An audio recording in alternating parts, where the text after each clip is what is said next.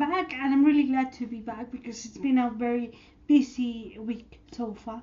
But I feel like I need to do a little bit of catch up. And today I bring you, let me sit down properly. Today I bring you a wrap up, March wrap up. So you will see probably that in Goodreads I have read more than the books I'm going to talk now, but I don't normally talk about the books that I have to read for work. So I'm going to talk to you today about the 3 books I read during March for myself. The first one was a graphic novel or a comic book. I'm not sure which is the difference between those, but I read Adulthood is a Myth by Sarah Scribble. If you don't follow Sarah Scribble and you love like minimalistic kind of comic graphic designs, you should give it a go because I love how Sarah she is able to write common ordinary situation and make it funny and weird and witty, but also very authentic because there in this book she analyzes kind of what it is to be an adult in the moment that we live right now. So, for instance, I remember one specifically about consumerism, where you buy the usual stuff, the kind of basic stuff, and then you spend everything in books. That's basically me. So I find this collection of graphic kind of comical satires very funny and very quick to read. Normally I was laughing out loud wherever I went with the book. I don't have it here with me, so I will post it somewhere in the screen. But I really love it, and I highly recommend it if you haven't picked it up yet. The next book I read was For Darkness Shows the Stars by Diana Petrofort. I'm hoping I'm saying her surname properly because I'm having trouble with surnames lately. This book I bought it last year and I bought it in Spanish, although the cover I'm going to show you here is the English one. Basically the Spanish cover it's the same but with the title changed, but it's a translated kind of edition, so the translation is good, and I really like this story. In case you don't know it, this is the story of Elliot and Kai, a couple that are basically raised together in a kind of estate.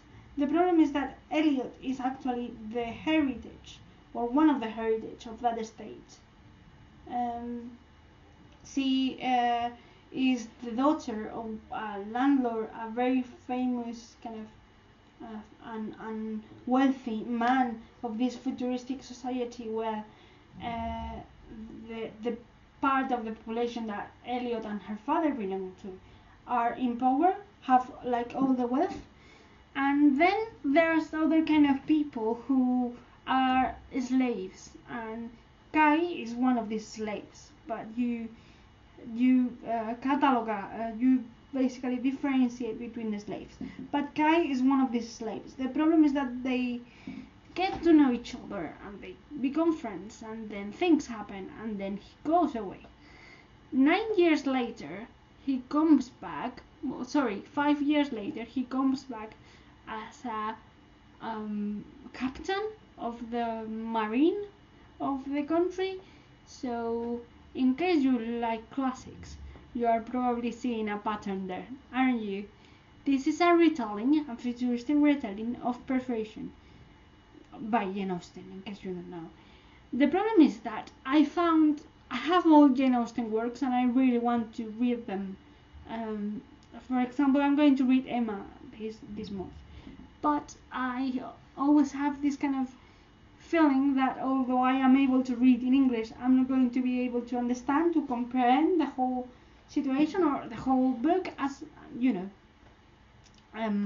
because of the language barrier. And even if I speak quite good English, I always have this kind of fear of not understanding. So that's why I decided to pick a retelling first and have that as a base in order to be able to have like the background and then explore the original, when in theory I should do the reverse. But for me, having this kind of knowledge, even if it's slightly changed, at least I know more or less what to expect, and then I can compare the original to the version I read. But I really love it, and I will post a review of this book next week. And afterwards, I really needed a quick read because I was very busy with work and I wanted something fluffy and romantic, like something short. And I pick up Llámame Bombón by Megan Maxwell. I'm not going to translate this one because Megan Maxwell is actually a Spanish author, so I don't know if there's a English translated version of the story, but this tells the story of Gemma, a girl who actually works and has a very ordinary life. She has to take care of her mother and her nephew because of a tragedy that happened in the family. So she is dealing with all of this, and one day on nearly Christmas celebration, she goes Christmas shopping and she finds this Santa, these men dress up like Santa who asks her to make a wish, and she wished all that she always wanted. And the next day she wakes up basically there with everything she always wanted. The problem is that the reality that she's living now, she doesn't remember anything at all. So it's really weird because she's living in a different flat. She even has a boyfriend she doesn't know about, and it's a really short story full of comedy and witty and wit actually. It's very, very funny and light. It was exactly what I needed, but I had the feeling that I needed to know more about the characters. So I was hoping to have a larger version of the story, but I really like it. In case that you are able to read in Spanish, it's actually a quick read, and I don't think you should have a problem, because if you basically are intermediate level, you can have fun with that. It's not a very complex story to follow. Well, that's it for today. That's all I actually read. What have you read in March? Because I can't believe we're in March.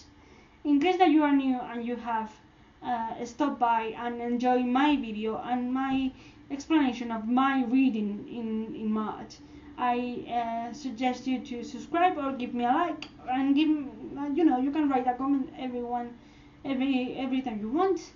Basically, if you are not new, I'm really glad you are back, and I hope you can send me some feedback and tell me what you thought about the video, also what you thought about my picks for the month, and if you have read something that you believe I could enjoy, just let me know down below. I want to know what you read. That's it for today. You know where you can find me. I leave you everything in the info box down below, as well as my Amazon wishlist in case you want to give it a try. And I hope you enjoy this video. Next week we're going to talk about reviews again, so make sure you are around to watch that. Goodbye.